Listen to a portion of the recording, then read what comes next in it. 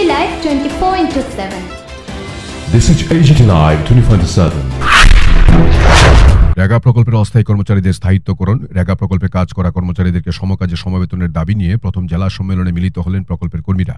ধলাই জেলার 8টি ব্লকের আওতাধীন প্রকল্পের মাধ্যমে মোট 285 জন কর্মী দীর্ঘ বছর ধরে কাজ করলেও পূর্বেকার বাম সরকার এবং বর্তমান রাষ্ট্রপতি সরকার এদের বিষয়ে কোনো স্থায়িত্বের চিন্তা ভাবনাটুকু করছে না। ফলে সারা রাজ্যব্যাপী রেগা কর্মচারীরা মাঠে নামার লক্ষ্যে প্রস্তুতি সেরে নিচ্ছেন। 9 ফেব্রুয়ারি রবিবার আমবাসা পঞ্চায়েত রাজ প্রশিক্ষণ কেন্দ্রে জেলার 8টি ব্লকের 285 জন রেগা প্রকল্পের কাজ করা কর্মীরা একত্রিত হয়ে জেলা সম্মেলনের মাধ্যমে 27 জনকে নিয়ে গঠন করলেন জেলা কমিটি, যা পুরো রাজ্যব্যাপী গঠন করার কাজটি চলছে। পরবর্তী সময়ে 8টি জেলা কমিটির রাজ্য সম্মেলনের মাধ্যমে রাজ্য রেগা শ্রমিক সংঘ গঠন করে দাবিগুলি নিয়ে মিলিত হবেন রাজ্যের পরিচালকদের সাথে। এমনভাবে কথাগুলি তুলে ধরেন প্রকল্পের কর্মীরা। Bureau report, AGT Live 24/7। কারণ আপনারা যারা রেগা কর্মচারীরা আছেন, আপনাদের মাধ্যমে সরকার অনেকটাই উপকৃত হচ্ছে এবং আগামী দিন সরকার আরো উপকৃত হবে। কারণ প্রত্যেক পঞ্চায়েতে গেলে দেখা যায় আমাদের যারা RPM দাদারা রয়েছেন এবং আমাদের যারা জনপ্রতিনিধি রয়েছেন এবং আপনারা যারা পঞ্চায়েতে আছেন, আপনারা সবার যৌথ সহযোগিতায় পঞ্চায়েত খুব সুন্দরভাবে চলছে। কারণ পঞ্চায়েতের যখন কোনো কাজকর্ম আসে, পূর্ববর্তী বক্তা বলেছেন যে ওনারা সব ধরনের কাজকর্ম করেন, তো সেই জায়গায় আপনাদের যথেষ্ট অভিজ্ঞতা রয়েছে, আপনারা খুব ভালো কাজকর্ম করছেন। সেই জায়গায় আপনাদের যে বার্তাগুলা সরকারের কাছে পৌঁছে দেওয়ার দায়িত্ব আমাদেরকেও নিতে হবে এবং আমাদের যারা ঊর্ধ্বতন আছে ওনাদেরও হয়তো এটা চিন্তা করবেন। কারণ আজকে আপনারা সবাই এখানে একত্রিত হয়েছেন, যদি হয়তো আপনাদের মধ্যে একজন বা দুইজন যখন সেটা নিয়ে চিন্তা করতেন তাহলে হয়তো সেটা সঠিকভাবে ফলস্বরূপ হতো না বা সঠিক ফল সেটা থেকে পেতেন না।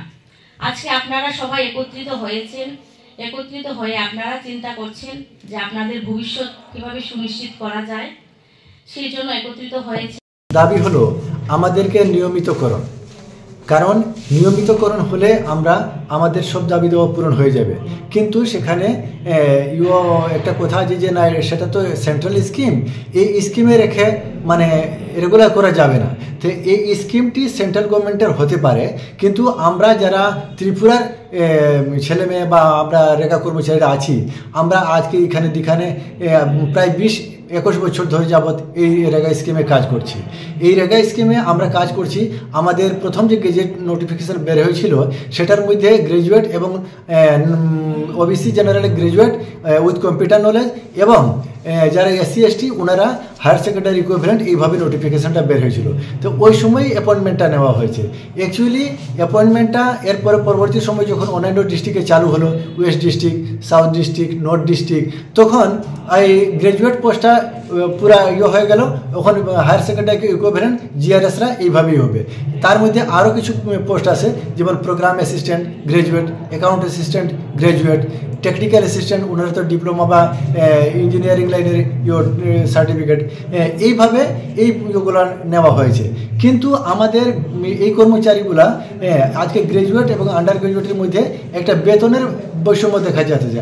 আমরা একই কাজে একই টেবিলে কাজ করি, কিন্তু আমাদের বেতন ভাতা দু ধরনের।